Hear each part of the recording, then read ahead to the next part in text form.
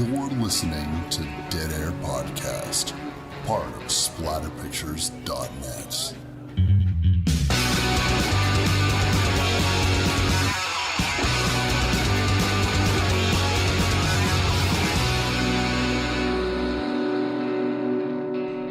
What's up, everybody? Wes, Dead Air Knife here with always typical Lydia. Today's show, we're going to be doing the 2002 undisputed classic Ju-on.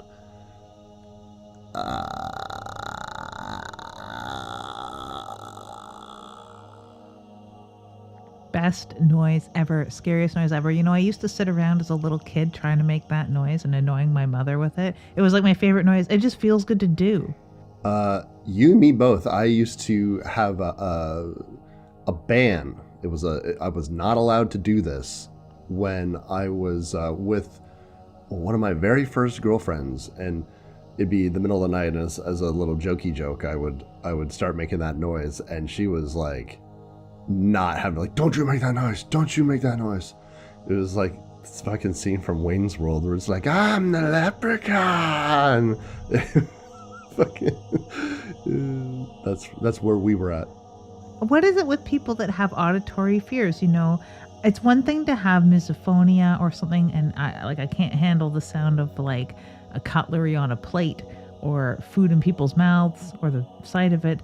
But, you know, just little weird sounds. I had a friend's mom who really didn't like that sort of sound or any weird voice, and she would have hated that leprechaun bit too.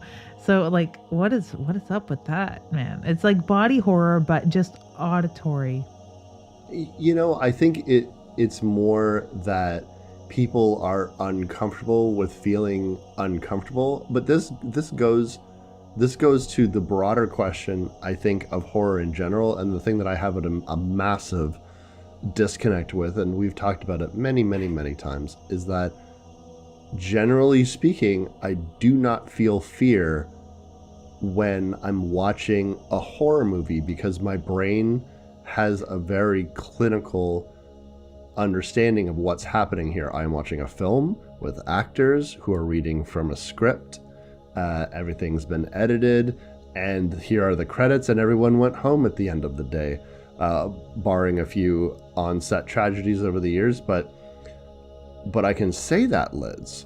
But there are some films out there that have scared me, and Ju-on is a film that I used to sit quite uncomfortable. It was not just the sound was banned, Lids.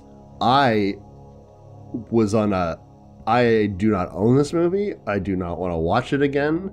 It was too fucking scary. We'll talk about the theater experience when we talk about the remake, because much like a lot of people, the first time you encounter this film is probably through the remake.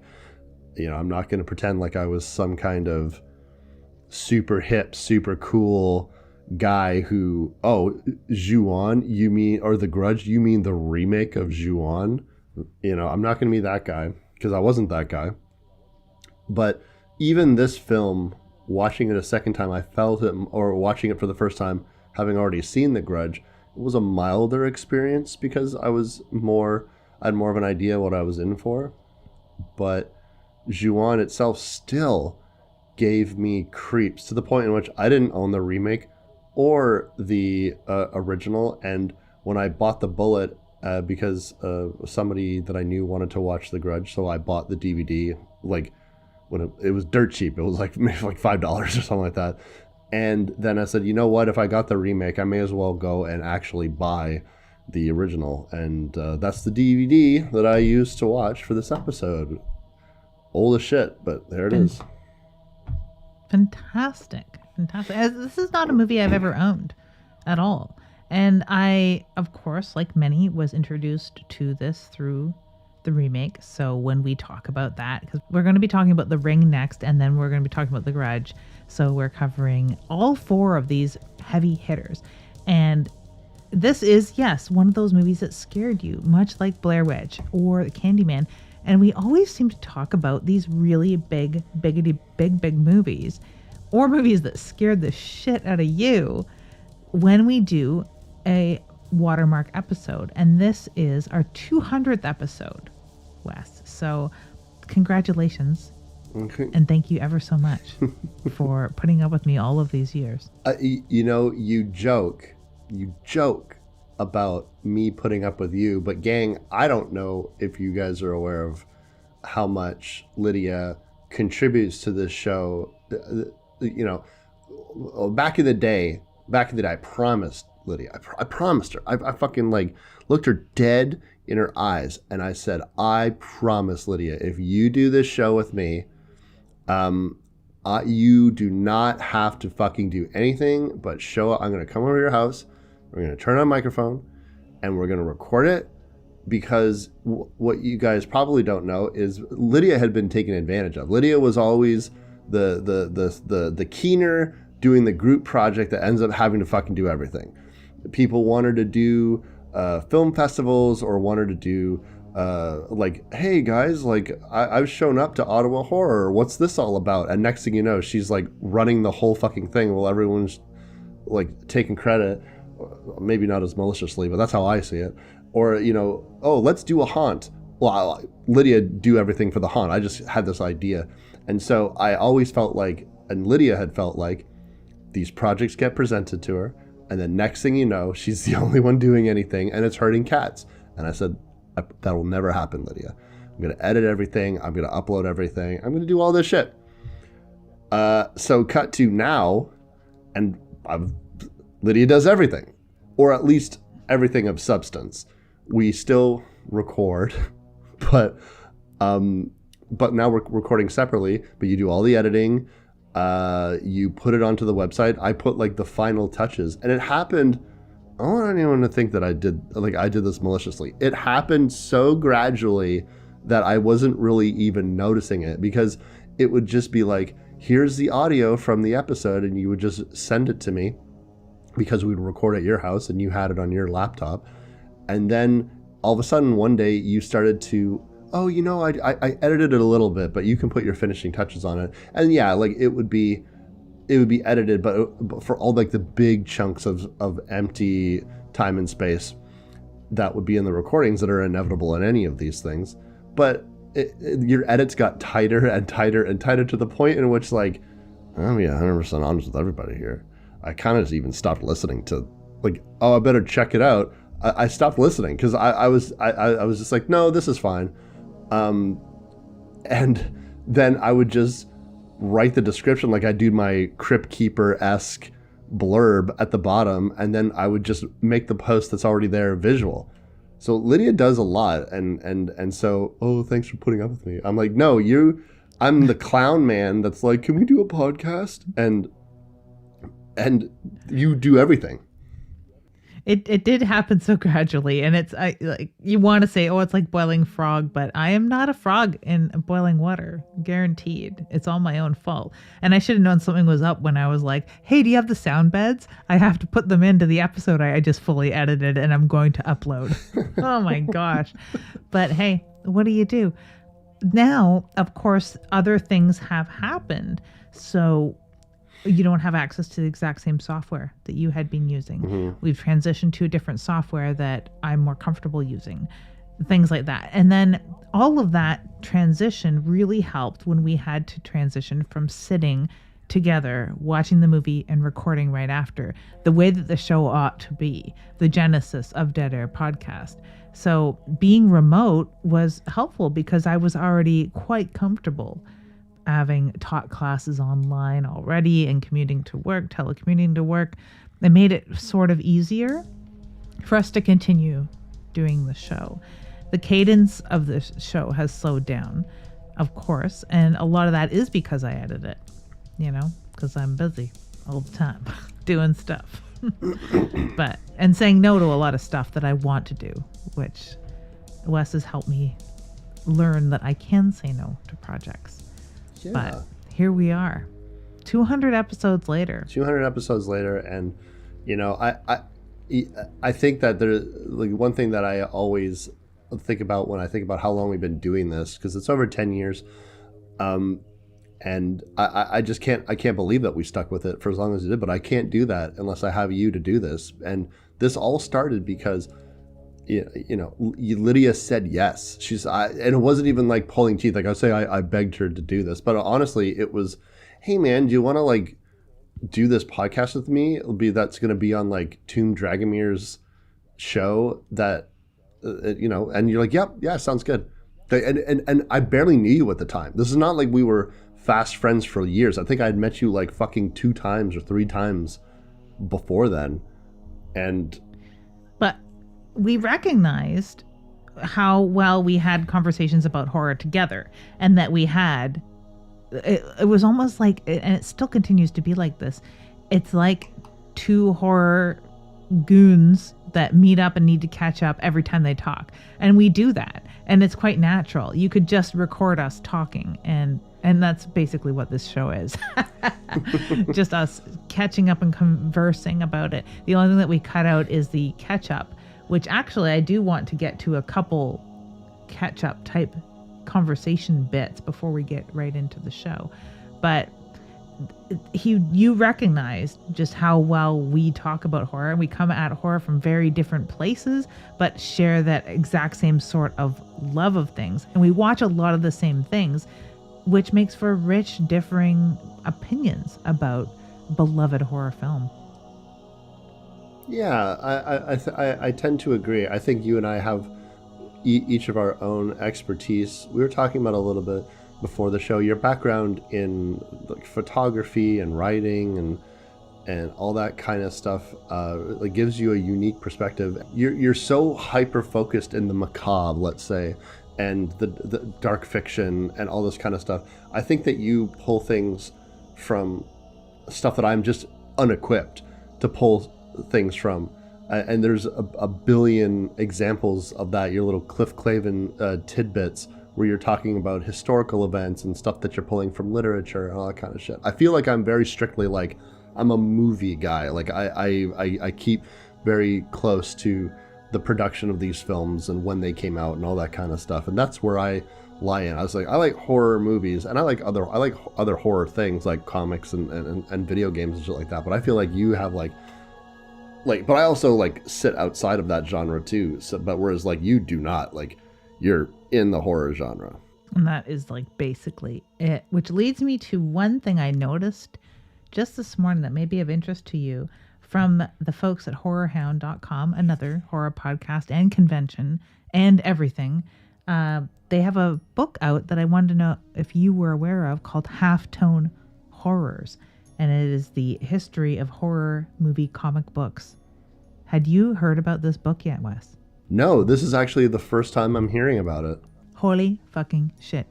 Nathan Hanneman, one of the guys that run the Horror Hound conventions and host the podcast, he writes most of the books, it seems, that are like, there's quite a few books that are related to horrorhound.com.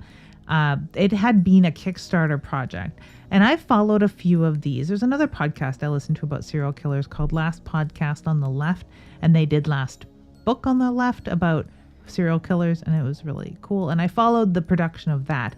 Most of these are crowdfunded. Sometimes I'm not interested in supporting crowdfunding ventures, but when it comes to books, I do follow it because it'll eventually hit the shelves, the way I see it. If there's a crowdfunded project I'm not that interested in, if it works, it'll probably hit the shelves, and this has. So this is now available to the general public. They were crowdfunding this like 2 years ago.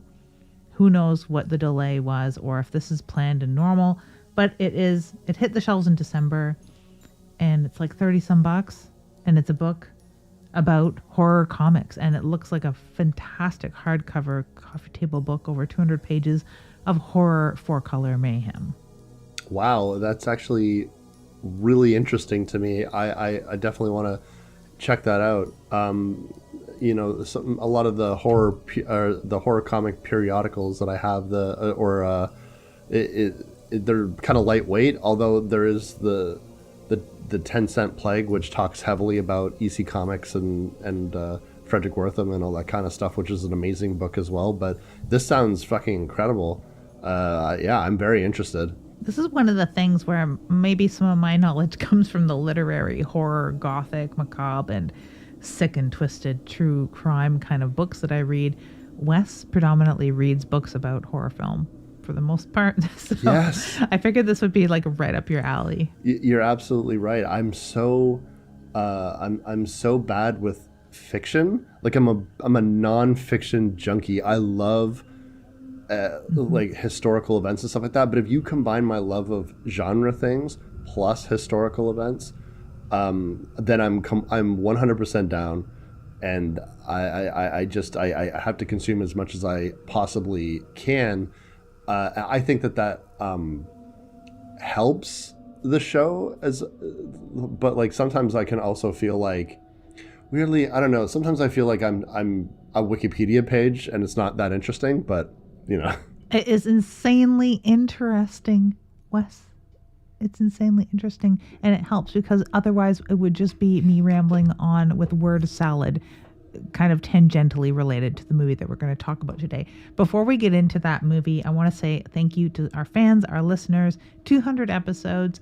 A big thanks to actually From Page to Screen from the Geek House podcast. Stuart has shouted at our show a couple times, introducing us, no doubt, to scounds of new listeners, which is really awesome. And it's also had us kind of thinking about some of our past episodes, which is cool. And super thank you to Thomas. I finally did respond, Thomas, to your question about our previous episode that ties into this one. When did I interview the girls from Sadako versus Kayako? Yes, I did. I sent you the link. Thank you. This is our second time recording this episode, actually, because I screwed it up and lost it. And our previous episode, I had said, I promise I will send you the link, Thomas. So here we are. I have. Thank you for listening. And another tidbit, Thomas related. He had mentioned that he went to theaters to see Skinamarink. We had watched Skinamarink. I feel so deeply for him. So if you want to help Thomas get through this horrible time of having to have seen Skinamarink in theaters, check him out at tncomedy.net. Check him out on Twitch. Check out his YouTube. He's a comic. If you're here for the yucks, go and check out Thomas Nichols.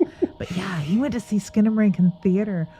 WTF. Have you seen this tragedy that is Skinamarink, Wes? I have.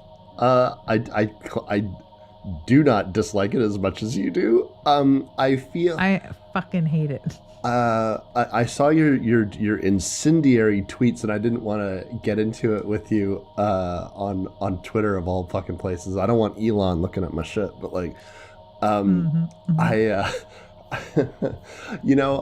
I felt the same way about it that I felt about Mad God, where I was watching this film and I said to myself, I said to Cassandra, I was like, I feel like this movie is fucking trying to hypnotize me. Like I genuinely feel as though I turned on a scary or perhaps an old CRT TV in a basement at 3 o'clock in the morning, not unlike the plot of this film. And I'm just being fed some kind of haunted stream of something, and it's extremely experimental, extremely strange. But I felt as though with Mad God, just going back to another strange film that I saw, for every person that tells me that it's brilliant, I always have the thought where I agree with them. It probably is brilliant, but I am not. And I am a blood and guts horror movie guy, and I like more complicated stories. But when they get to a complicated story on top of experimental filmmaking, I just feel the movie is smarter than I am, and I don't get it. And that's the most mild thing that I can say about Skinamarink is I don't get it. But I will say the fucking funniest thing about it is that when I first heard the title, and I keep hearing the title again and again and again, And I thought to myself, you know, skinnamarink dinky dink. I'm a Canadian. I remember fucking Sharon, Lois, and Bram in the Elephant Show. And it made me think, I was like, but it can't be that.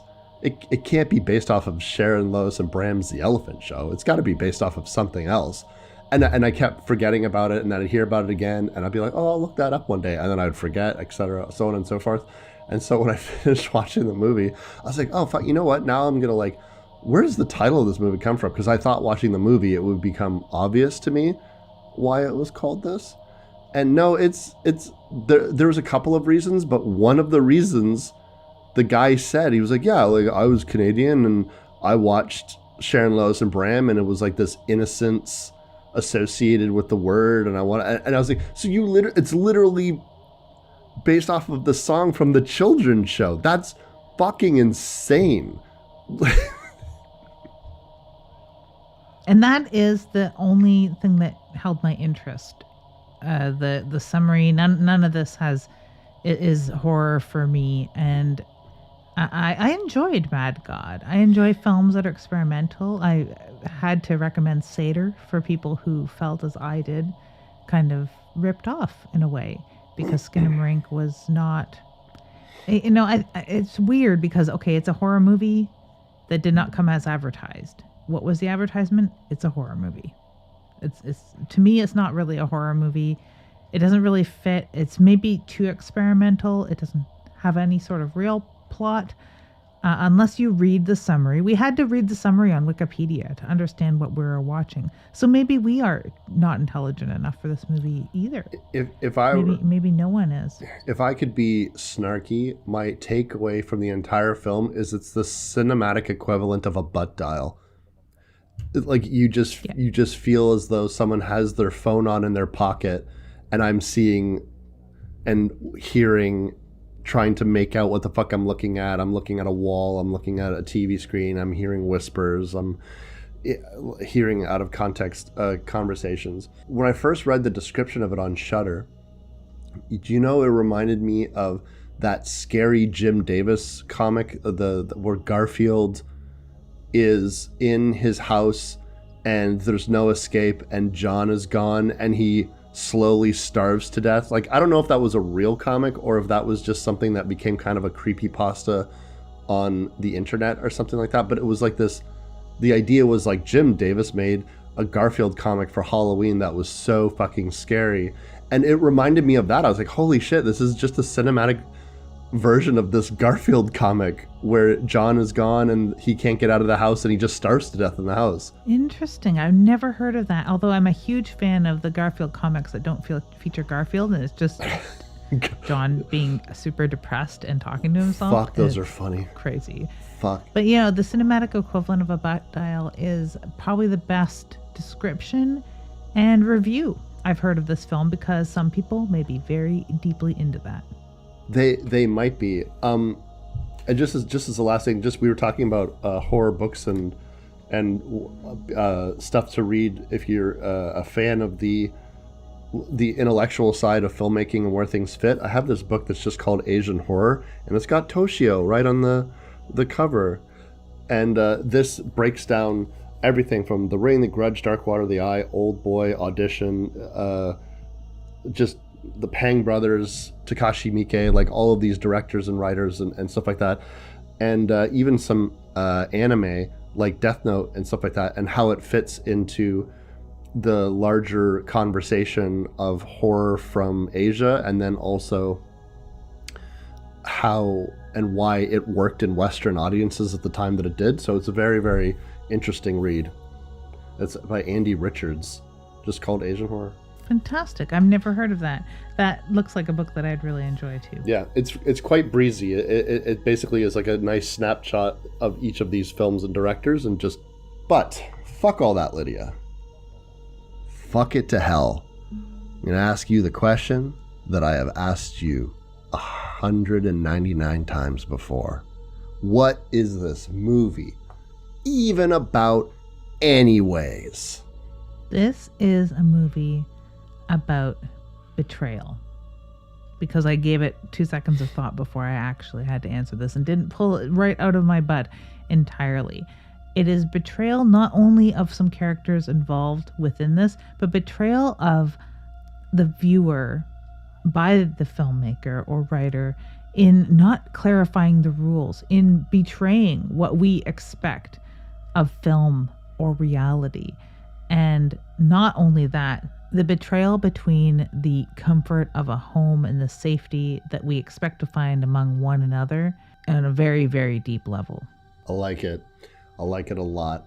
When Ju-on was released, what people need to remember about this time period was Westerners had very little context for how ghosts can operate outside of our own sensibilities, our own folklore.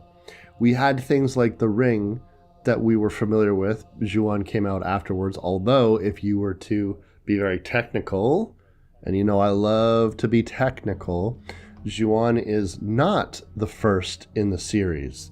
Ju-on is actually the third in the series. There is 2 very short films. You could watch them both in under 10 minutes if you are so inclined. And one is Karatsumi, and the other is 444444444. That is the numerical 4 10 times. That's in reference to a phone number. The director, Takashi Shimizu, had made these 2 short films, which I did actually confirm last time when we tried to do this episode. I was like, it's probably on YouTube. They are on YouTube. If you're a fancy boy like me, there are extra features on the Grudge remake DVD that both deal with very specific aspects of the lore in terms of Ju-on, how it kind of fucks with time and space, the jaw ripping, all that kind of shit is both present in those. Now, they were to be later incorporated into other renditions of Ju-on, but when Ju-on came out, I think the thing that scared me the most and what made it so effective to Western audiences, because what's the biggest problem with a fucking ghost? The biggest problem with a ghost, like you watch The Haunting or shit like that, and you're like, what are they doing? Nothing, right? Like they're just jingling some shit, pushing some doors, and maybe they could drive you slowly mad and you'll drive into a tree or something like that. But like there's that sense of an evil presence. But I always wasn't really afraid of ghosts as a kid because I was like, they're just making noise. What's so scary about ghosts that make noise? And then you saw The Ring and you say, oh my God, well, that's a ghost that fucking like kills you. It's like a slasher, but it's a ghost. But then there's rules. There's rules and ways around it. Ju-on broke all known rules to me at the time. Perhaps there is a wiser, more learned horror expert out there that saw all this stuff coming a mile away. But what Shimizu did was he wrote a curse, pulled from himself whole cloth. Although I'm sure people are inspired from various things, but generally speaking, this is not based on any known folklore. This is his own idea of a curse that breaks time, space, and not just that, but the rules of cinema. Things happen in the daytime. Things happen at night. This is not the Eel Marsh house off on a hill surrounded by swamps. This is not the house on Haunted Hill. This is a normal Japanese suburban home that looks like any other house. It looks like a cozy house on top of that. And yet it is the epicenter of this horrific curse that once you cross that threshold, you are fucked. And fucked. And everyone's fucked. They're gonna be okay to find that there is none. It has this bleakness because people are truly innocent. They did nothing but buy a house. They did nothing but try to help people who bought a house. They did nothing but try to find out what happened to the people who went into this house. Everyone was just doing their jobs, being kind, trying to help a kid.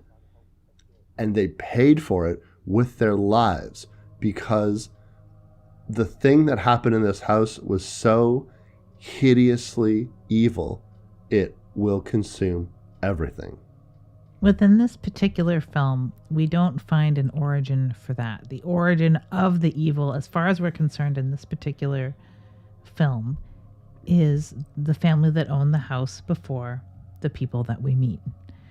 One thing about watching this movie again that I hadn't remembered, and I bet you I'll forget it again some other day and watch it again and be like, oh yeah, I forgot about that, is that it's told from different points of view in different chapters. Mm-hmm. So we get to know all of our key characters by viewing them through a different lens in their particular chapter, and they're named, the chapters are named after the person who we're predominantly following. And I always forget that. It's such an interesting tactic. And I think that that was one of the more arresting tactics. I haven't encountered other movies that are done quite like that. Typically, we're done with different days, much like Ring. The Ring is done in days. The Shining is done in days. Hell House is done in days. Even something like Requiem for a Dream is done in seasons to delineate the 4 acts. Here we're meeting a fairly large cast of people one by one, and they all intersect. And I think it's one of the most interesting storytelling tactics. Although my brain remembers this story in a linear fashion, beginning with the first family who died in the house and going forward. Yeah, spoiler alert, people die in the house. Then going forward through it, I remember it linearly, although the story is not told to us linearly at all. In 2002, I was about 18 years old, and I had really not encountered too many films that told stories like this. I was a meat and potatoes type of guy for the movies. I really liked straightforward things. And when it came to horror, I had a very strict idea of what I wanted for that genre at the time. Like, I wanted like boobs, and that would be all fine and dandy. But I wasn't really afraid of stories like that.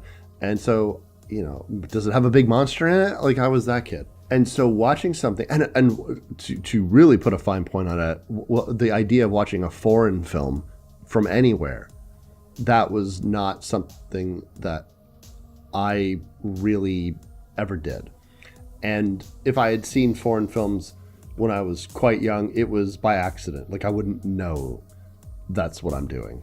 Generally speaking, when time of watching it, and I remember very vividly, I could not follow it.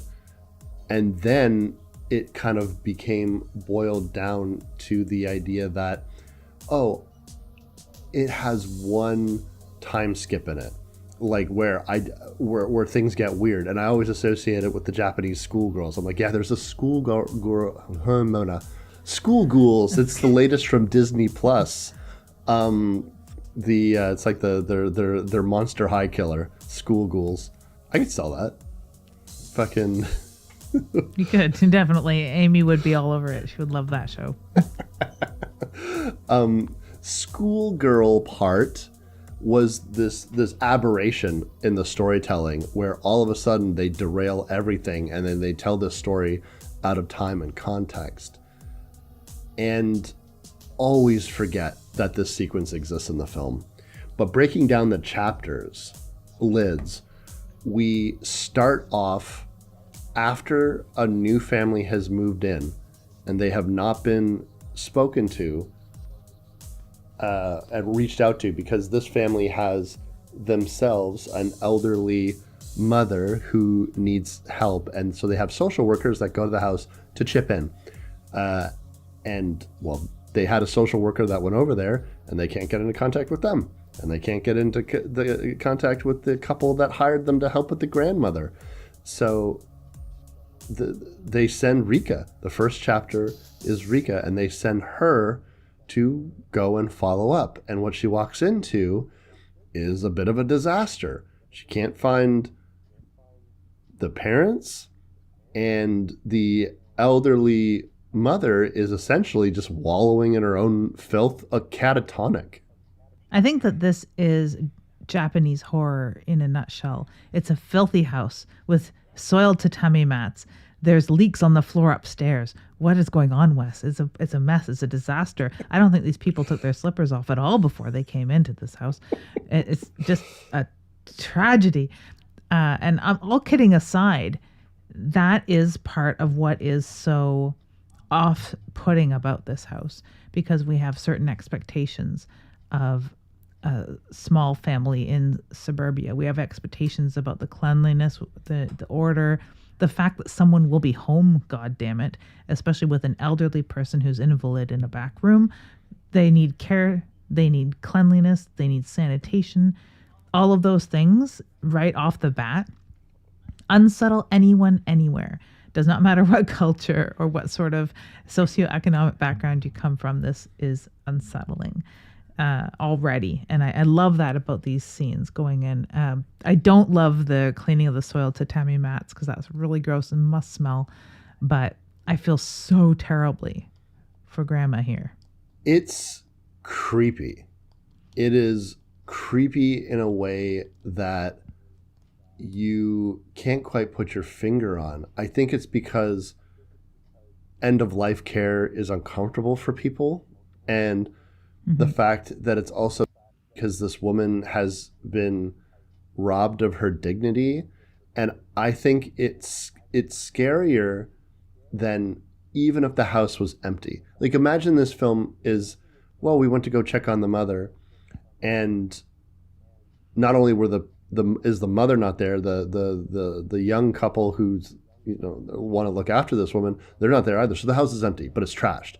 So immediately you ask yourself, oh, well, I don't know, they just up and left. And it looks like the place was robbed, or people had just sort of come in and wrecked up the place.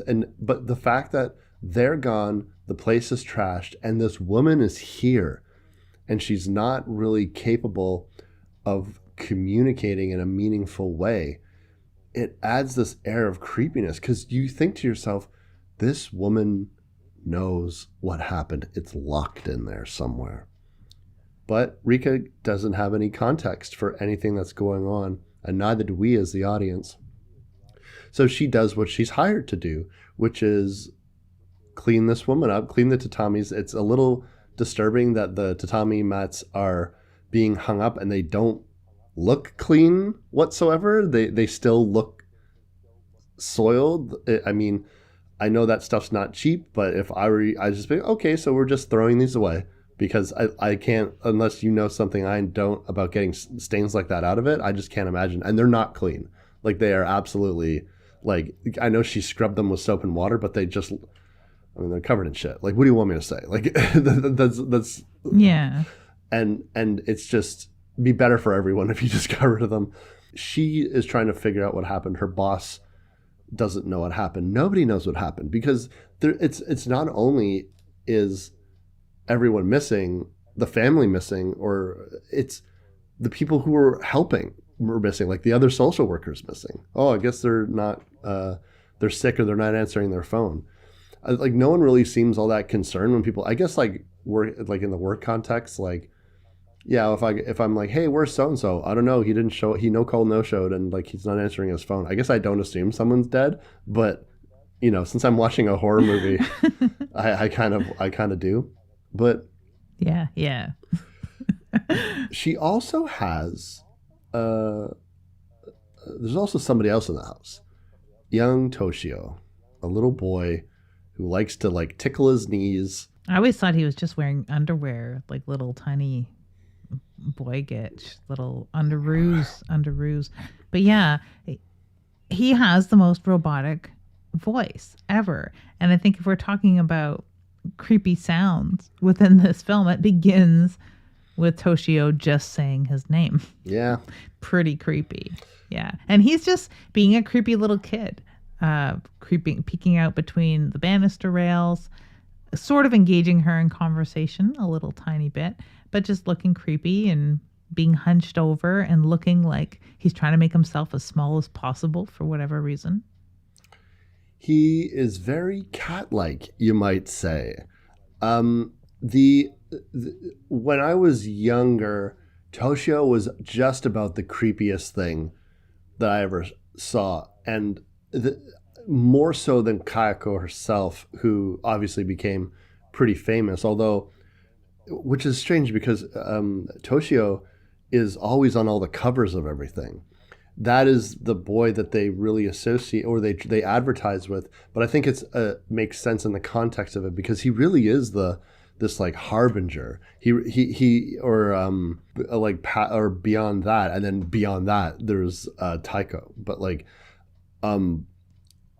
within this, I always had these conversations with people who either, oh my God, Toshio, ugh, like the second that kid meowed, I was like laughing hysterically. It was the dumbest thing I ever saw. And it might be terrifying because when I was a kid, I don't know if I told this on this podcast before. I might have told this story. I don't know. But when I was a kid, I had a bedroom on the second floor, and below that bedroom was the side of our house. And it was a very bushy area. There was like this weird sort of, there was a lilac bush that overarched, and it caused like a very sort of like dark sort of bushy area. Anyway, long story short, it seemed like every once in a while there was some neighborhood fucking cats that would get into fights. And gang, I don't know how any of you feel about it, but when a cat is making like their angry yowling sounds like that, like when they're in the middle of the night and you're a kid, it was fucking terrifying. It used to wake me up, and it would send chills down my bones. And I would just be like, what is that? The first time I heard it, I didn't even know that it was cats. It wasn't until they would do that like, and and I'd be like, oh, it's cats. What are they doing? And so I don't know, because they weren't our cats. We had kitties growing up, but they were inside cats. They would go out sometimes, but at night they were inside. So I don't know who these neighborhood cats were, but there was two of them, and they would fight over territory right underneath my bedroom as a kid. It used to scare the fucking crap out of me. So when that boy fucking meows, it's scary to me. I don't think it's ridiculous at all. It's fucks with your perception. Like a noise like this is coming out of someone who shouldn't be making that noise. It was effective. I don't know. It was absolutely effective. I remember being very young and waking my grandmother up to tell her that there was two little lost girls screaming and crying outside. Oh. And we had to call the police or something. And she's like, no, it's cats fighting. And I was like, no, it's two little girls screaming and crying. I swear to God, I was like, I could not picture this as cats making this sound. And not only was it cats, it was like wild cats, like young cougars or something like that. So it sounded even more insane, but not much different than the sounds you would have heard or the sounds coming out of Toshio's mouth right now. I think it's extremely effective. It's especially even more effective when you know more of the story, because it is so much more tragic.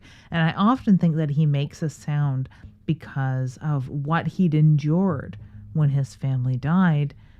It involved the cat dying, and perhaps as part of the entity that they represent, maybe him and the cat are fused.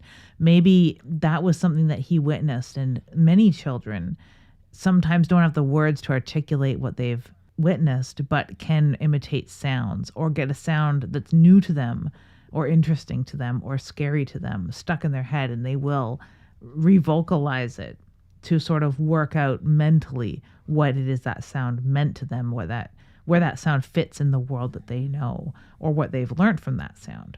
So a lot of what Toshio is doing is reflecting on what he'd seen in the only way that he really knows how as a very young boy.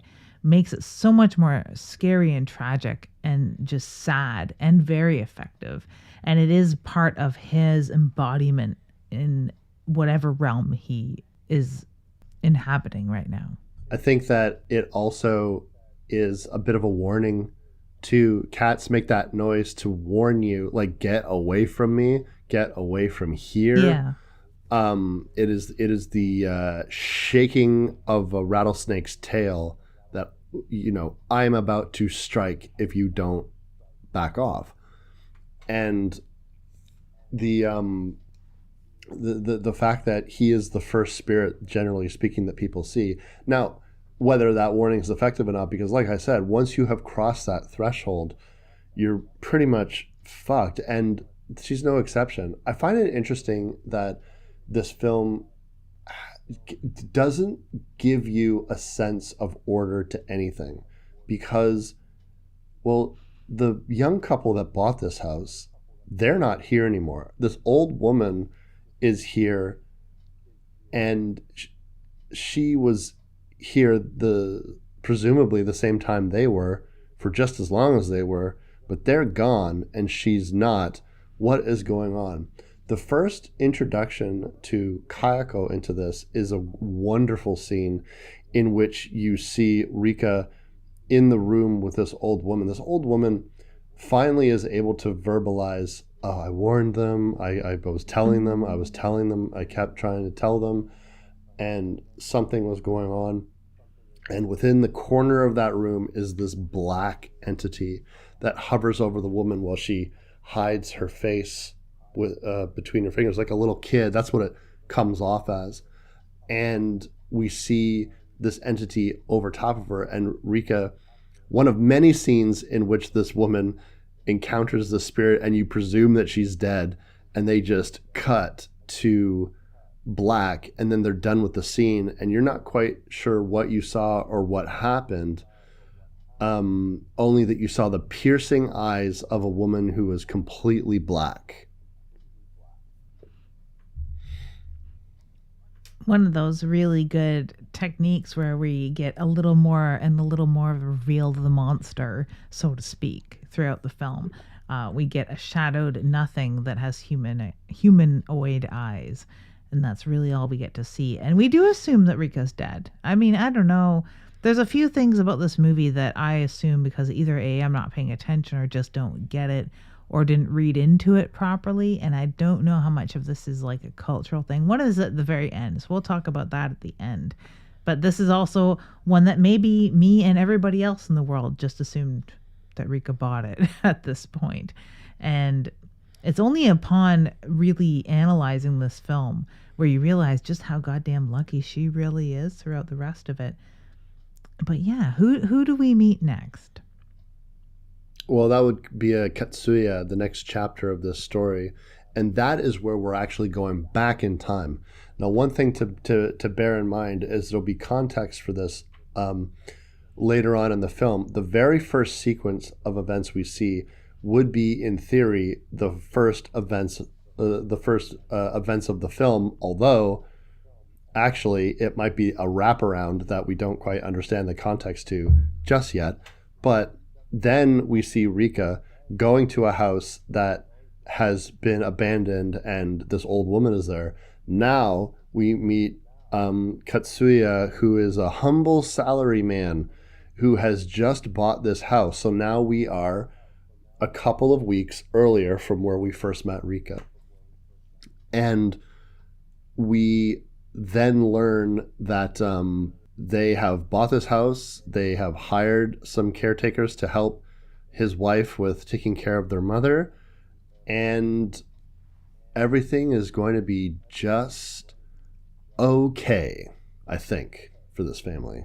We find out in a way why this house is a bit of a mess. It's not necessarily trashed when we first see it, because it appears trashed, but they're just an overwrought, very busy family, it seems. They have no children, which is a fun thing. We'll put a pin in that, as the people say. And they have the husband's mother to take care of, who seems a little bit more perky, but is in much the same semi-catatonic state as we've witnessed before. She's a little more talkative, but not by much. She's just a very old, very tired woman who needs care. And the rest of the family is pretty busy. They are going to be having a little dinner with the husband's sister, Hitomi, who I really like. And it just seems like a very normal family. They don't seem to have overreached by buying this very cozy home. And I didn't understand either that they hadn't been in this house very long. They hadn't lived there very long. It seemed on their comfort level and the mess of the house that they'd been living there quite some time. Yeah, they seem to believe that it's the grandmother who is doing this sort of stuff. She is, because a lot of the trash around is like crumpled up newspaper and little plastic wrappers that might be on candies, or perhaps like something that you'd get at a convenience store, just like that cheap clear plastic. Except there are leaks upstairs that are just like, here's some leaks that don't look too bad. It looks like they haven't been sitting there too long. Or Hitomi had brought those for groceries, Yeah. so they hadn't been there long at all. But yeah, it is like you blame the grandmother, who they assume has been roaming at night Yeah. and getting into things and making messes. And then when you meet her, it seems pretty obvious to me that she's not the roaming around at night type. But there is someone who does like to roam around. When Katsuya's wife is asleep, she has getting a few moments peace and rest. She falls asleep on her seat in the living room, and then the tea gets knocked over, and that starts off this sequence of events that is absolutely fucking terrifying. This idea of this little boy. Eventually, when Katsuya gets home, he finds that his wife is now the one who's catatonic, and there are noises happening, and we can see, as the audience, Toshio just scampering all over the place out of line of sight of him, with no idea what the fuck this little boy is doing, more so than a haunting, because they tell you right off the bat the context for everything in this film. The director feels like the movie is about, it's like he says, when someone dies in the grip of a powerful rage, a curse is born. That curse lingers in the place of death. Those who encounter it will be consumed by its fury. And that extends to not just consumption of body, but also consumption of mind. A lot of times in hauntings, especially in these types of movies, you'll see that the ghosts are trying to relive their moments. They're stuck in a loop of time. They're probably not aware of that they're dead, how long they've been dead, that they're just repeating things over and over and over again. This curse makes you reenact the domestic violence in a sense, because, and particularly with men who seem to be inhabited by the spirit of Taiko. And we see that Katsuya is no exception to this. And you see he's got this like very sinister demeanor that overcomes him. When his sister Hitomi shows up, he's sitting on the stairwell, not speaking, looking at her like he might snap at any moment. You know, quite the coiled spring. But he seems to also have his faculties enough that he's trying to get rid of her on top of that. Like, get out of here, get out of here, get out of here. Now, I don't know if it's to protect his sister or if it's, I gotta hide a body and you're here and I need to take care of this type thing. Yeah, and he's maybe still confused because he's sort of in between the two personas, so to speak, where he's not enraged at all women.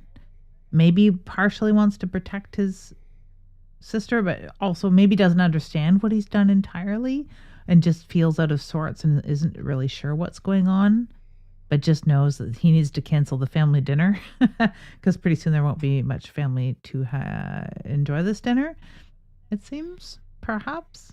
The next chapter, I would argue, is the most famous sequence in this film by a country mile. I'd say Rika's chapter, the opening chapter, is also one that people tend to remember quite well.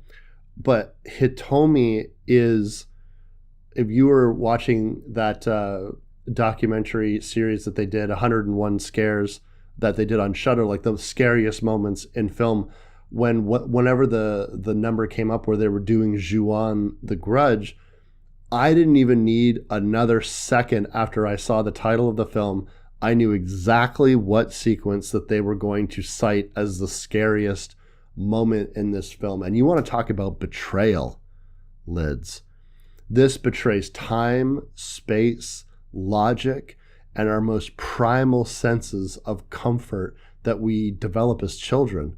It spits all over it. Which is so weird because I don't find this scene scary.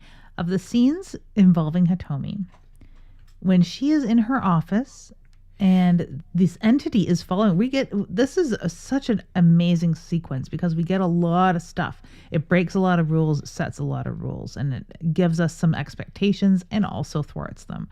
But we get to see it killing somebody who has never entered the house and doesn't know these ghosts. We get to see it captured in film.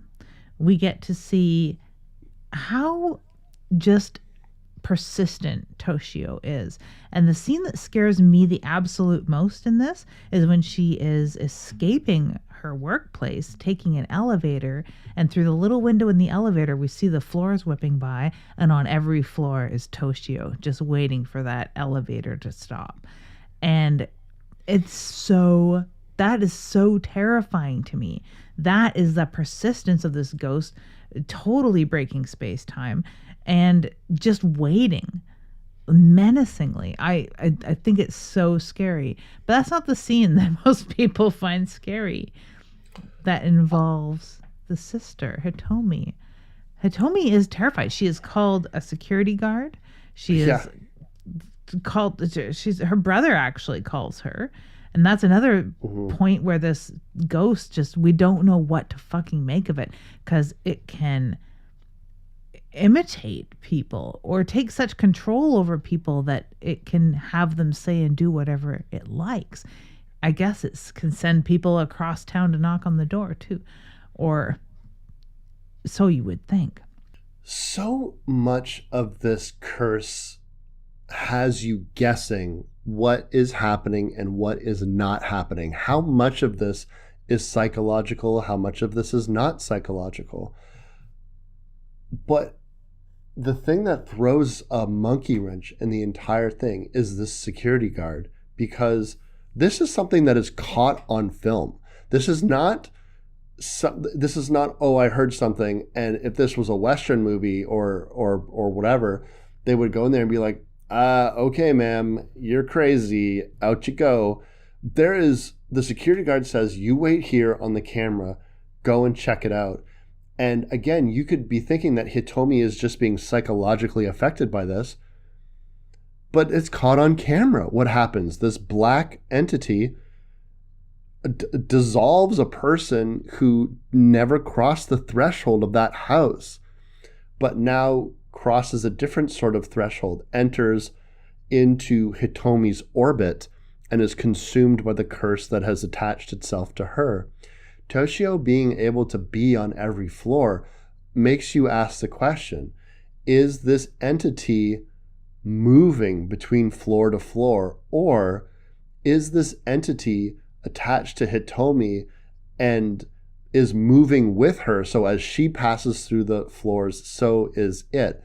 But then you'd ask yourself, why is it manifesting itself where she can't see it? Only we, the audience, can see it. And the technical answer to that is to invoke dread in us, to let us know that this entity is attached to her. But narratively speaking, it raises tons of fucking questions. Then what you were saying about the cell phone, it tells you, and this again is demonstrated in 444, it's that there is an understanding that this entity understands what technology is able to fucking use it, is able to manipulate your mind into either thinking that you are talking to one of your loved ones, or perhaps even forcing your loved ones to try to talk to them, but to lull you into a false sense of security. And it's fucking with you on such a deep and primal level, because she has a moment in which her brother knocks on the door, and it begs the question. I'm like, do you need her to open the door so you can get in? Or what's the point of this? What's the point of, like, you took her charm from her phone and you're letting her know that you have the charm. What's the point of making her open the door to think her brother was there? What's the point of fucking with the TV? What's the point of any of it? It's and again, it's like this maliciousness, it's this hatefulness and the relentlessness of this curse, and the way that it can clearly fuck with all of your senses, but also be a present thing. A present thing to someone who did nothing, an innocent person to the highest degree. She walked into the house, dropped off some groceries, got asked to leave by her brother who was distressed about something. And that is the extent of it. That is the extent of her involvement in this curse. And not even did her brother do anything? No. He lived in a house. She crossed a threshold, period. That's all they did. We know that they did nothing. Why is this entity chasing her and terrorizing her, like straight up terrorizing her that if these things happen without any supernatural real explanation, you would be calling the police a couple times as a person who was experiencing this. And then we get the coup de grace, which is the scariest scene, according to most people. I think that I'm just caught up in all of the setup that makes this scene so scary that I'm scared already. I don't need this scene, but it is. She does what any 4-year-old would do. She jumps into bed and puts the covers over her head. Yes. We see this shape moving underneath her blankets, and what ends up happening is when she raises those covers, she is encountering something that breaks all previously understood forms of logic, where this entity is in a space that she cannot be occupying. There is not enough space for a full person there. And then furthermore, Hitomi is dragged into nothingness. And it's just, she's gone. And what happened to her? Is she got pulled into some alternate dimension? Has she been nullified by the universe? Has she been consumed in some way, shape, or form? What has happened? And I think that it works on such a psychological level because of the fact that, yes, as children, we might hide under blankets if we were scared in the middle of the night. Or it works because there's this uncanny valley of there's a face where there shouldn't be a face, because what is that face attached to? It can't be anything. And I think that's why it's so effective. And that brings that chapter to a close. I think the thing that I liked so much about the chapters is that they just serve as like just little vignettes of the same curse affecting all these different people. The next chapter that we open up with is Toyama, and this is where we get the investigative side of this. I think what's so fascinating is when you're dealing with these detectives, at no point are you really dealing with detectives that are saying, "A haunted house? I don't buy it. This is a murder, plain and simple." You have these guys who are in the bag fucking immediately because they get Toyama, who's the only detective left who worked on that case from 5 years ago. And I guess he was the only one that didn't enter in the home. We open up a sequence in which he's talking to his young daughter, Izumi, and then he is recruited by the detectives of the day. Can you come and help us deal with this? And he's reluctant at first because he views this house ominously. The lead detective, this older gentleman, he seems very acutely aware of the situation. Like, yes, there's dark forces we don't understand, but he's trying to get context for what's happening. At no point do they think that a human is the murderer, or at least that's not the sense that I get. They get a sense that something supernatural is happening, up to and including this buck wild sequence that ties into Hitomi's sequence, in which they show the closed circuit footage of the security guard being killed by the cursed Kayako, whatever. It's all on film. And the detectives show Toyama this film, and so he's seen it. He's seen the entity become aware of the camera and walk towards the fucking camera. All the detectives had to, it's not like you watch the sequence that none of us have watched yet, and we'll leave you alone and we'll come back. No, they watched it first, and then they would show it to him. So they're all aware of this.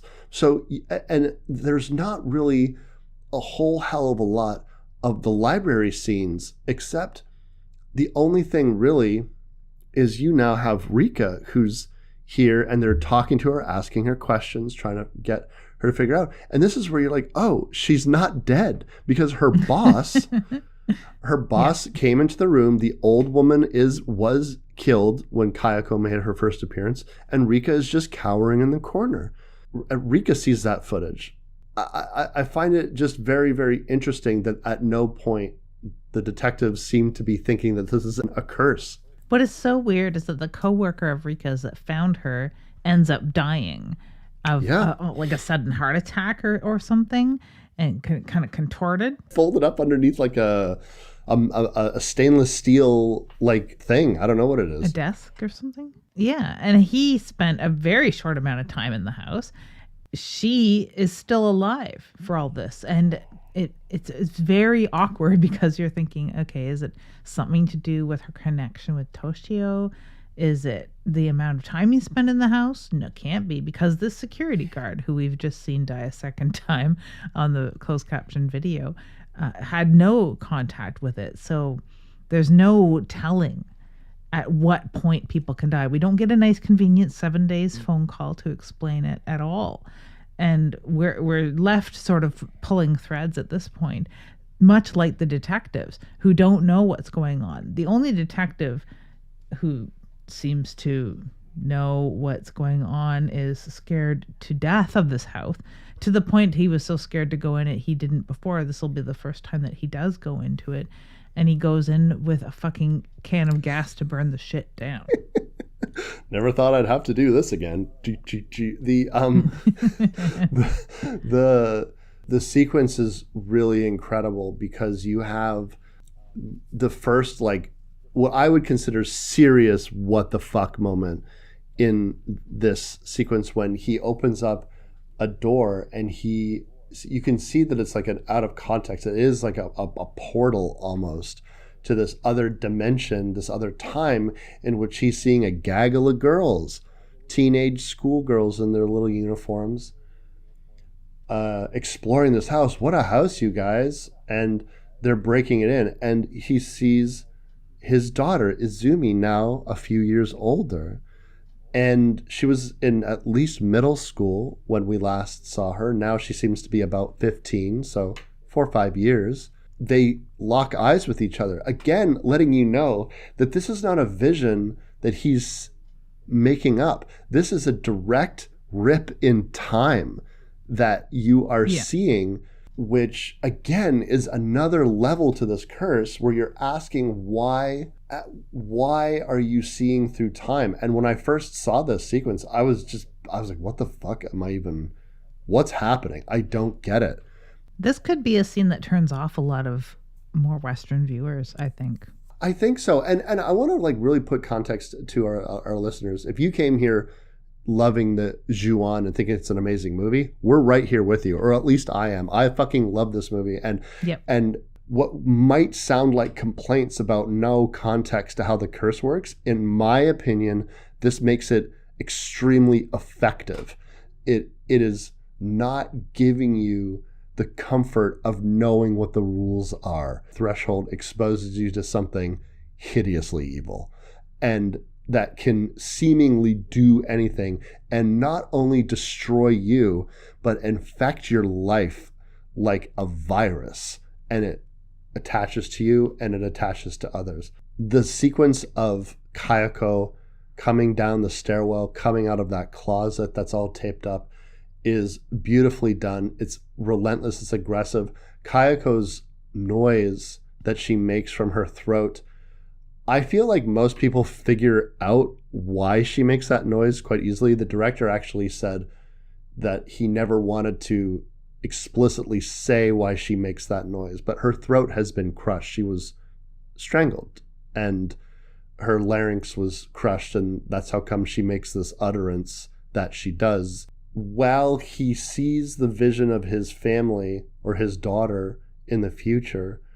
Now Kayako makes her appearance, and then he even runs out of the house, which is going to be the theme of what this family does, while the two lead detectives got him out of there, and they're cowering in fear together in a corner as Kayako heads towards them. When you're seeing those detectives at the crime scene when Rika is finally found and shit like that, you're not just seeing the detectives, you're seeing uniformed officers, you're seeing crime scene photographers, you're probably seeing their CIA type people, like they're like gathering evidence and doing all this stuff. There's like 20, 30 people in this house.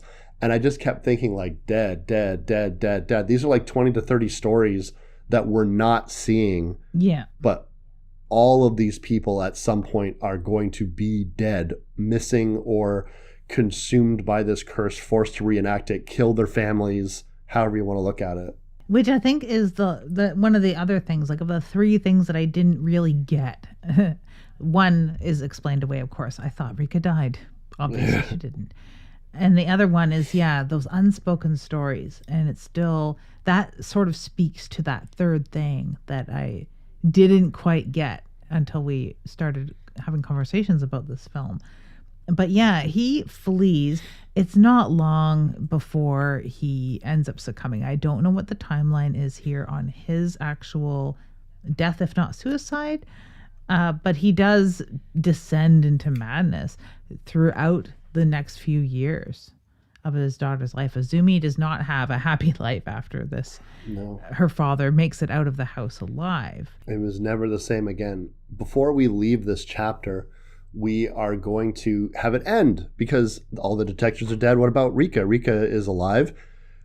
The very famous shower scene where you have like the hand going through her hair. She goes to bed and we end, this is ridiculous in my opinion, but like we end the sequence with Kayako hovering over her bed and then Toshio sitting on the end of her bed, like fingering his knees like the little pervert he is. And well, Kayako's like, and then the music crescendos, and then boom, we cut away, and we're at the next. And like, okay, now Rika's dead for realsies. She's fucking dead, no problem. And then it seems to confirm that because Izumi is the next chapter, and now we are at least 5 years into the future. But there's another monkey wrench because when Izumi is, when you hear the radio that Izumi's mother is listening to, you find that police find Rika's body in the attic. And so you'd think, well, wait, how long ago was all of this happening? So they just found Rika's body, but we just saw Rika. There's an explanation for that. Because when the detectives were working on the show, Rika was the age that she was, and Izumi was the age that she was. This sequence with the schoolgirls reminds me very much of the beginning of The Ring. I think it's just because you've kind of turned into, well, here's the teenage girl part. And I was always very curious. I don't know what you think. Do you think that this sequence existed to appeal to a younger Japanese audience? Like, you know, it's been a lot of like detectives and family people and career people. Let's get some teens in here and tell a little bit of a teen story. I think partially, yeah. It is a lot of where these sorts of curses and fables live. I mean, there's something like 17 different ghosts involved in Japanese school bathrooms. So it stands to reason that these sorts of stories appeal the most to school age kids, or they've heard stories like this at school. And that sort of look is very popular, and it's very easy to cast, and it's very easy to dress. So it's just an easy scene to shoot. It works really well with explaining this long timeline to show these teenage girls and to really fuck with our heads as far as little tiny school age Izumi and high schooler Izumi. I mean, that's helpful. So I think also that it does work in the idea that this house is going to be abandoned for any length of time in suburban Tokyo. You're going to have school kids try and break in on the little bit of downtime that they have, because urban exploration is a pastime around the world. School-age kids just do this.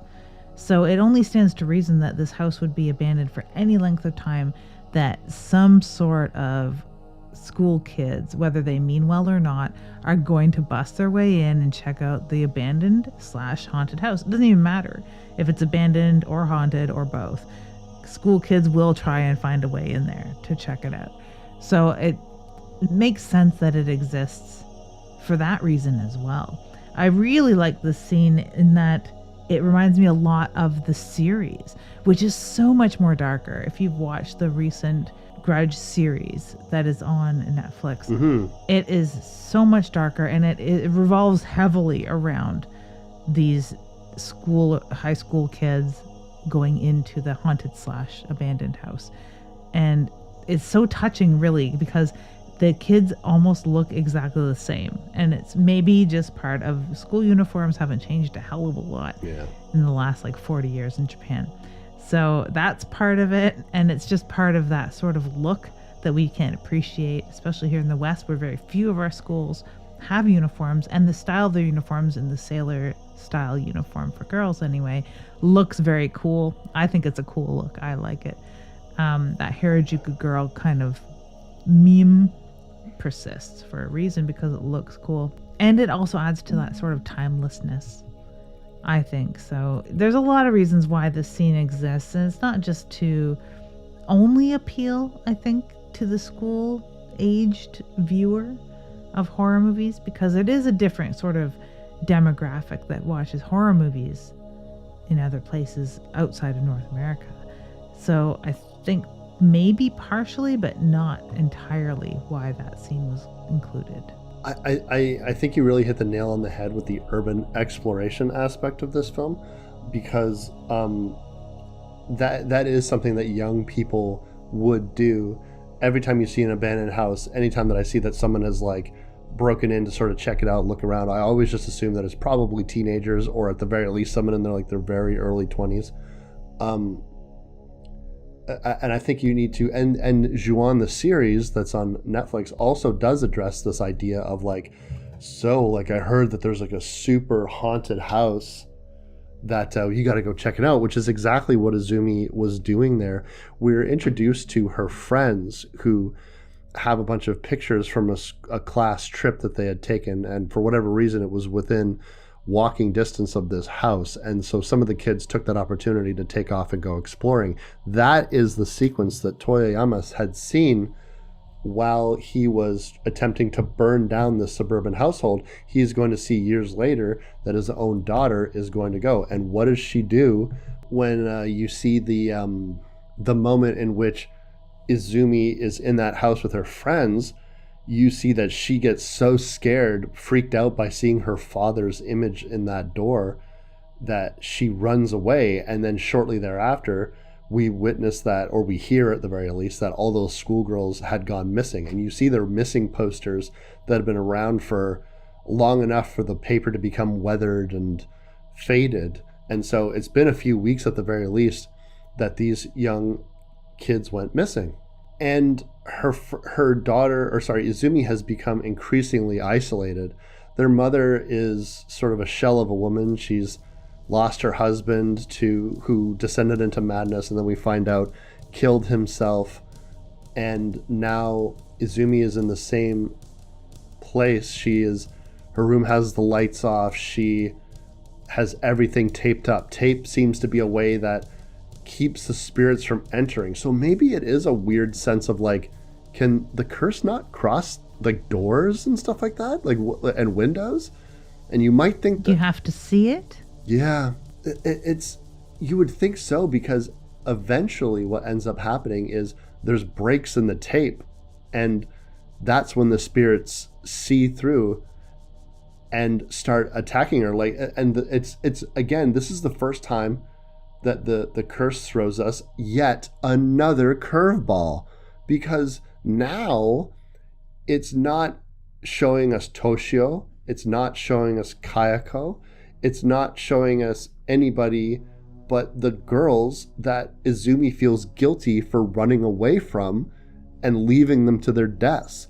So then you get the question of, so is the curse just who can manifest whoever's been consumed by it already, and they will present to you people to torment you, again, being extremely malevolent in the process. And she uses these zombie looking schoolgirls almost shuffle towards her and causing her to back up into the shrine for her father. And then Kayako shows up, and again, this extreme demonstration of being able to challenge time and space.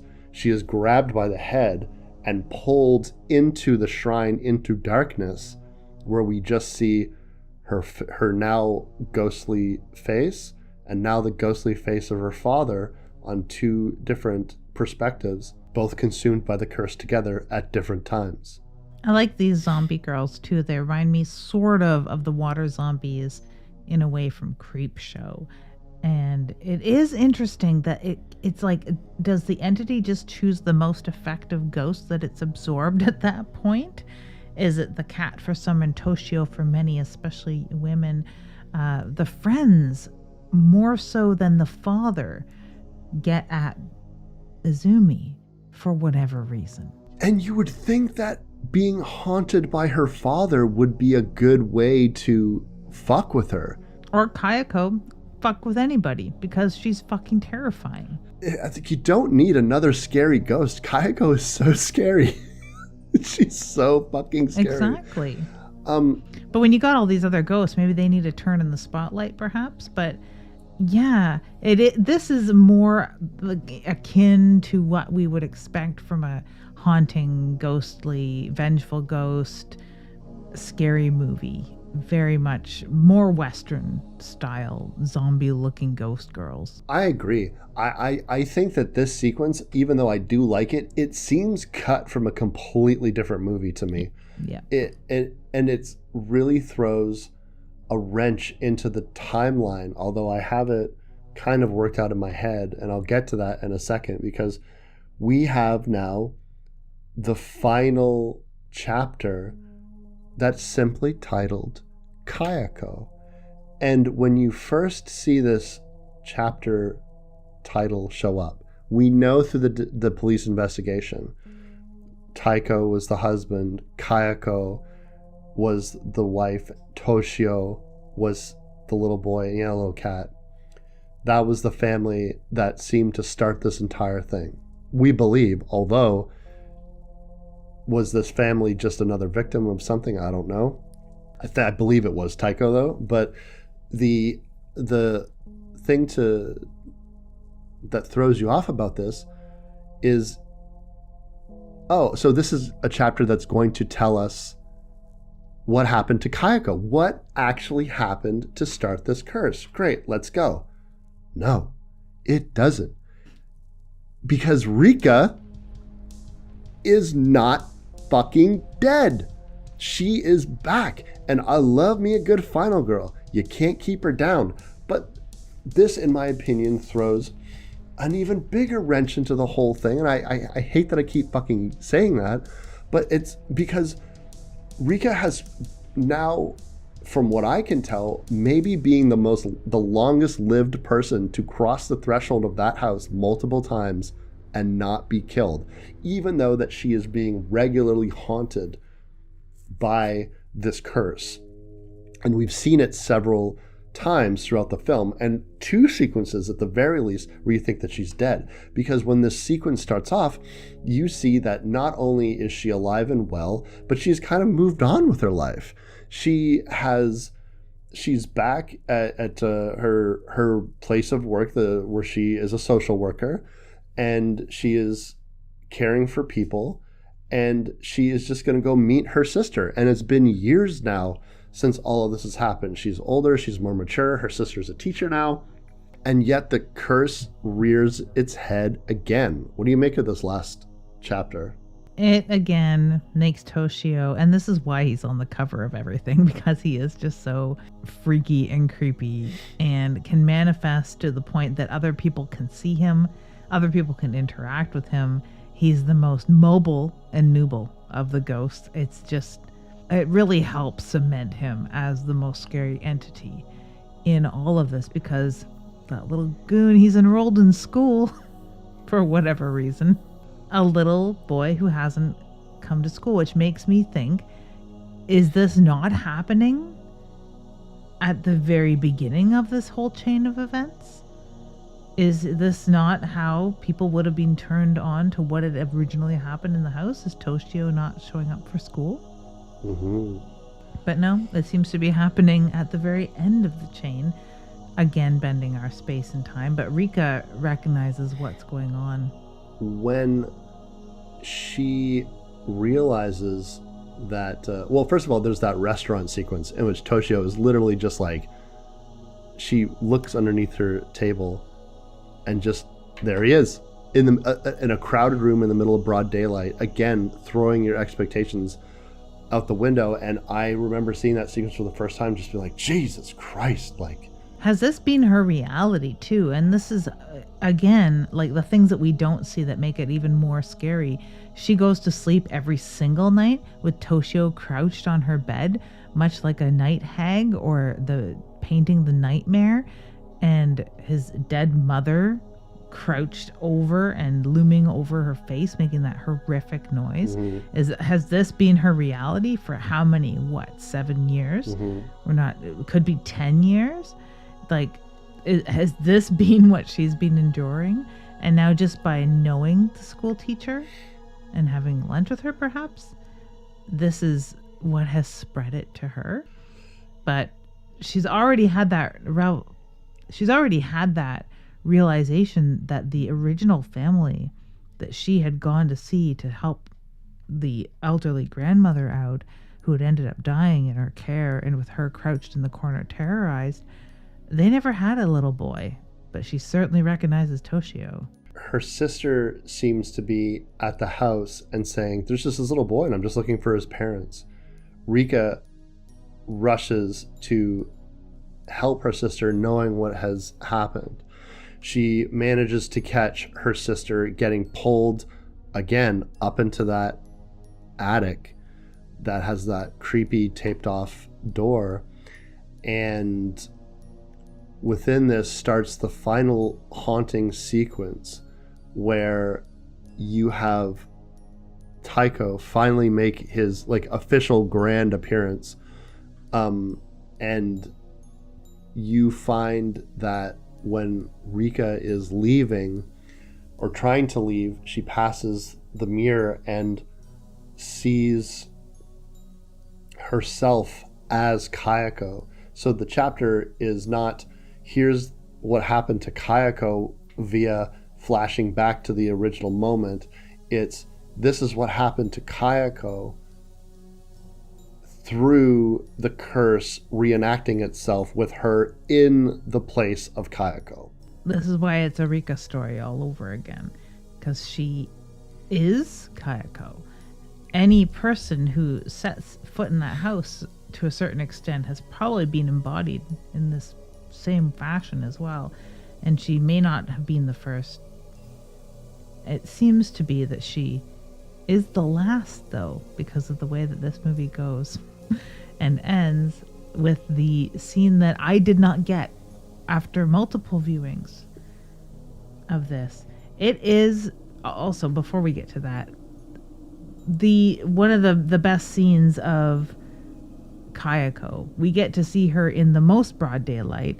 My only problem with the scene is that they didn't put that weird body paint all over her, so different limbs are a slightly different color, a little more human color, but she has descended into full monster regalia with crawling backwards down the stairs, the horrible sounds, blood. This is actually where it gets sort of gory for the first time. Mm-hmm.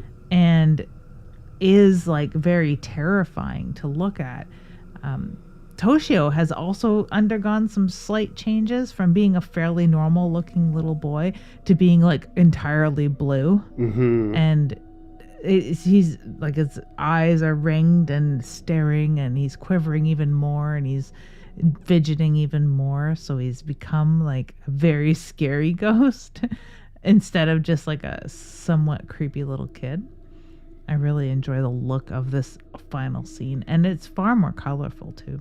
It really is. This sequence ends with you finding Taiko bringing Rika back upstairs.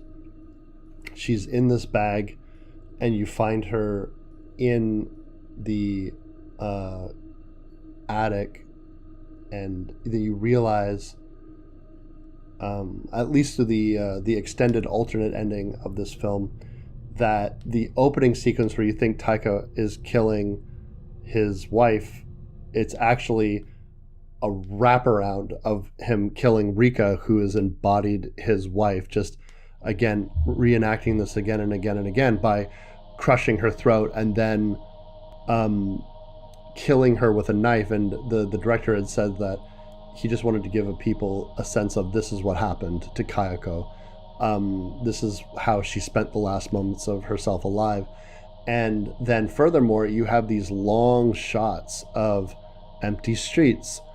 And the director had said that he wanted to make sure that it was understood that everyone in this place had been consumed by this curse. It was empty. And that's how come he had removed shots that made it look like it was just early morning and no one had gotten up and gone to work yet. Like, he wanted to really make it understood that no, everyone at the very least in this suburb or this town or this borough, or however you want to look at it, district, prefecture, it's gone. It didn't work for me.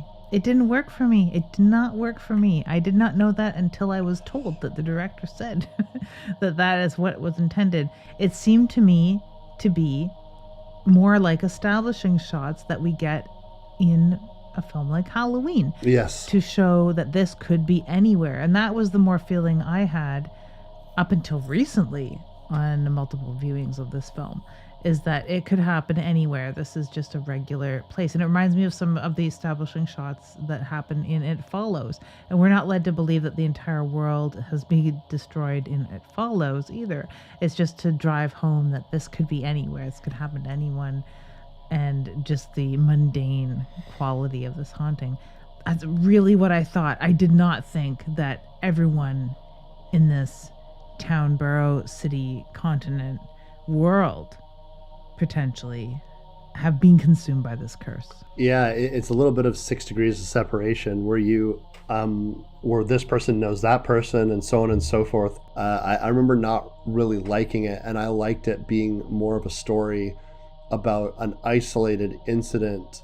But I think, if I could speak for the director, I don't know, he didn't say this, but it seems to me what I'm getting from this film again and again and again is it's that idea of when you're walking through your neighborhood and you see normal looking homes with normal looking properties and everything looks fine, you don't know what is really going on. Or, as I thought it was eloquently put to me one time, you can know a building but you'll never know the lives that have lived there.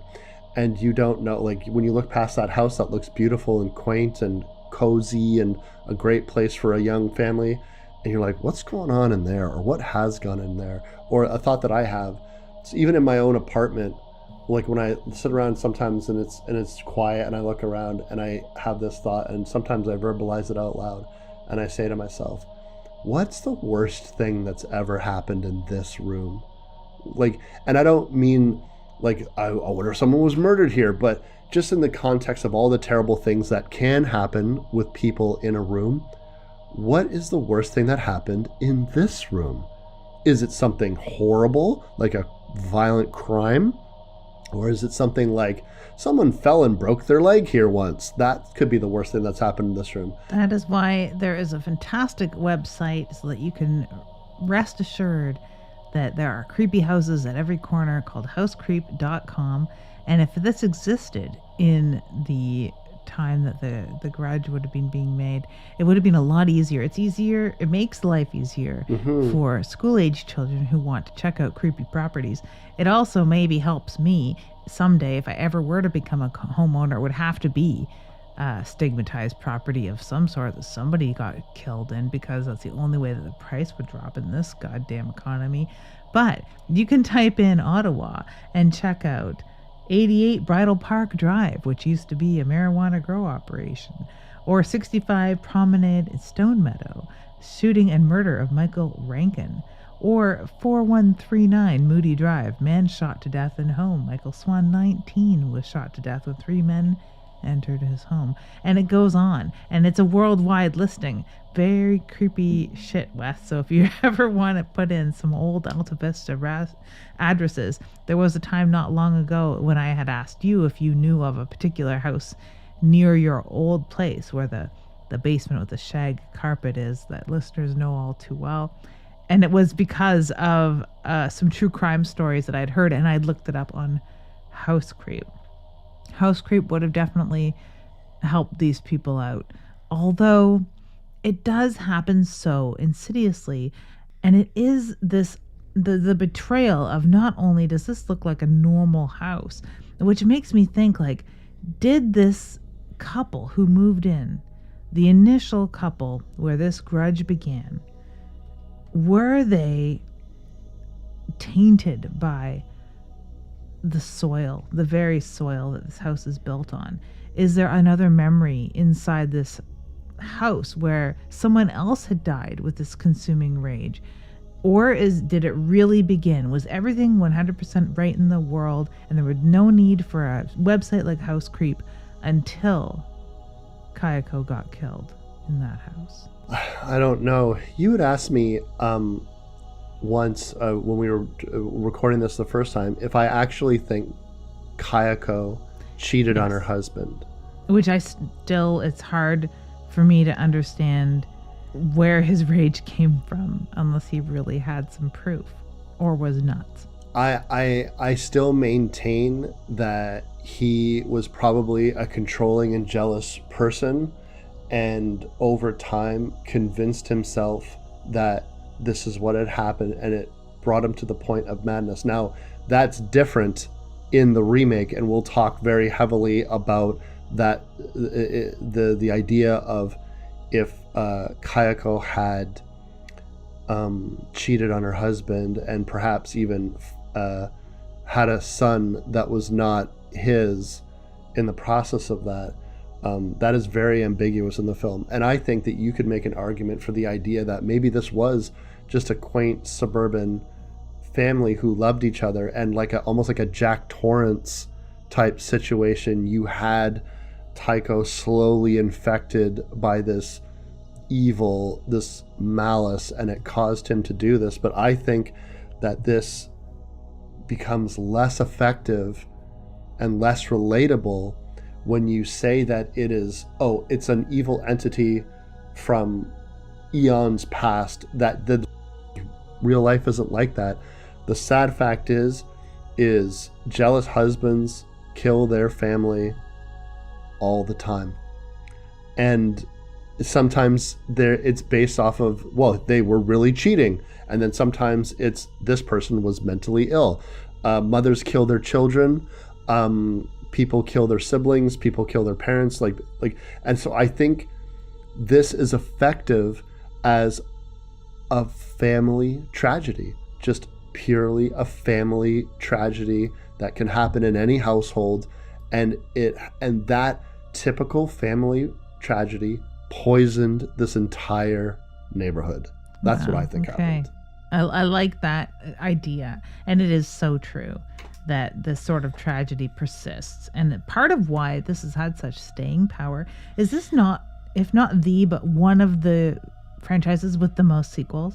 It has. Because it has a shit ton of sequels. If you were to include the remake. So the interesting thing about this, dear listeners, and again, we'll talk about this when we get into the remake, is that Takashi Shimizu, he is very involved in the remake. He directs it, he writes it, there's some similarities, but there's also some big differences. He kind of broke the back of his own story and presented it to a Western audience. So I think that the Grudge remake is extremely instructive when it comes to showing how one person who is Japanese thought, how do we make this more palatable to a Western audience? It wasn't just a bunch of like Americans being like, let's make this more American so people have context for it. I think you have like a very sensitive and unique product after that.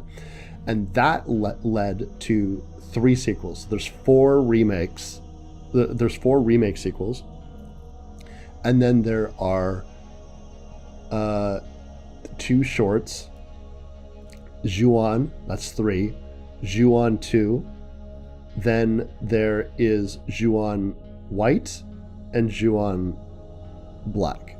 And then there is Kayako versus Sadako versus Kayako, which is its own thing, but that also counts. And then there was a 5th modern remake of The Grudge that is sequelizing the previous ones, acknowledging that they existed, they happened, and it is the curse that's from Japan, although Kayako makes an appearance as an arm, and then the rest of it is just this new family that has become the new curse in America. And I guess whatever, it was okay. There were some pretty cool, gross, gory sequences in it, but as a Grudge, like I want Kayako, I want Toshio, and if you're not giving me that, I don't care how good your horror movie is. It's not what I put money down to see.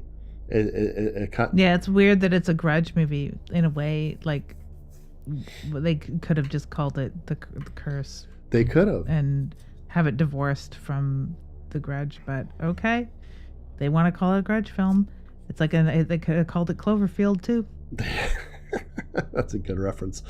But yeah, so I don't know, because it does have a lot of sequels, and like there's also like I have like 2 mangas here, which are their own unique stories that the director and writer like had a hand in as well. There's the Wii game. There's all, and again, there's all these different specific stories around this one curse, and I think it just shows that there's just something, if you'll pardon the expression, like infectious about this notion. And like I really think that of this J-horror boom that came off of the back of Ring and then Ju-on, they started off so strongly. And even though there's other films that are very similar to Ju-on, that there's a film about that's like a haunted locker. When you go to the locker, you're cursed. There's a film from 2004 literally called Cursed, which I'd actually really be interested in doing for the show, about a cursed convenience store. If you go to the convenience store, you die. So that's very, very interesting. So I'd like to get to that eventually, just called Cursed.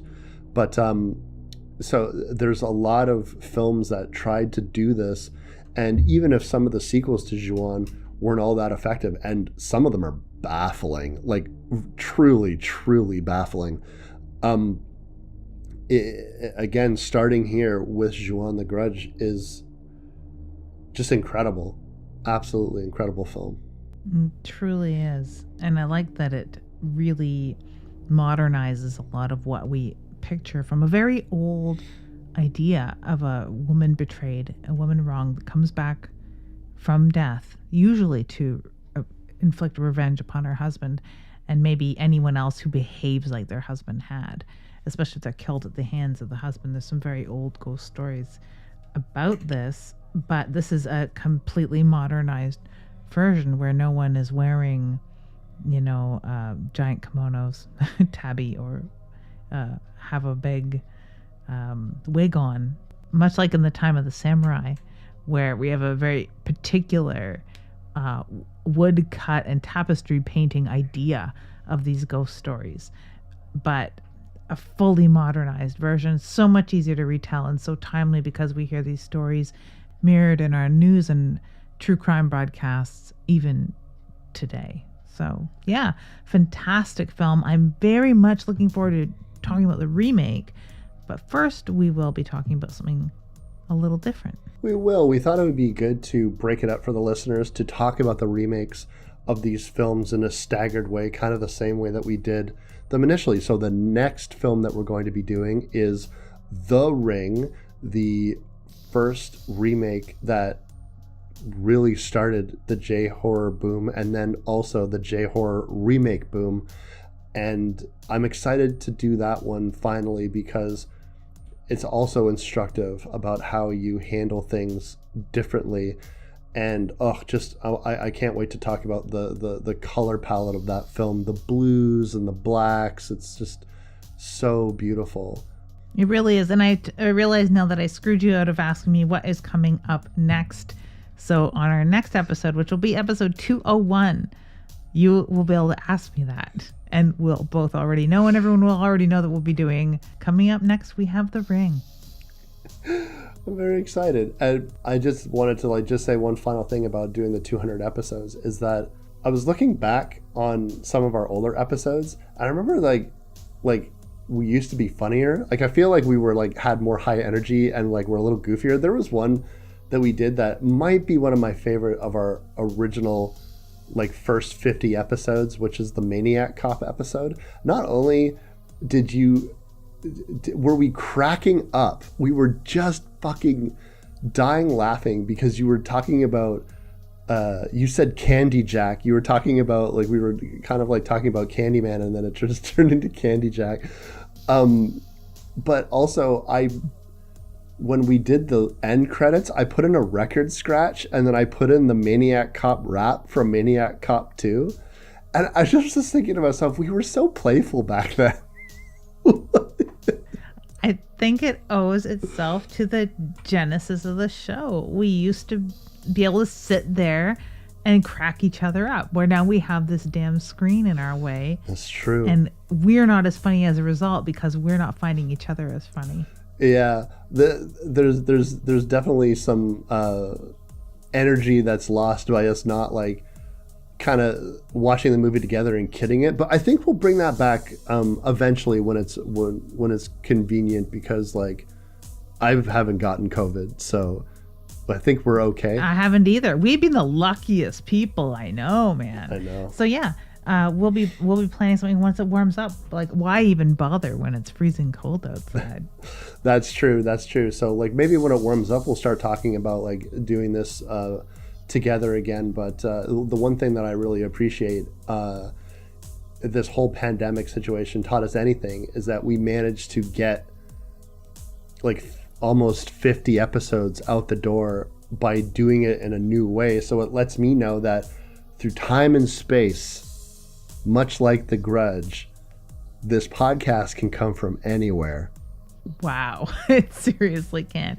It also helps so that once we do get rolling back into our sitting across from one another for real and recording the show, if it's too cold out, we can still do it remotely in the wintertime. So I like that. I like that you just say, how is there a way that if it's cold out, we don't have to do anything? I know you hate the cold, so I totally respect that. But yeah. I'm the one that has to go out in it. You are the one that has to go out in it. And you handle the cold way better than me. I know. I'm a polar bear man. You truly are. And on that note, I'm Wes Knight. And I'm Typical Lydia. And you've been listening for 200 episodes to Dead Air.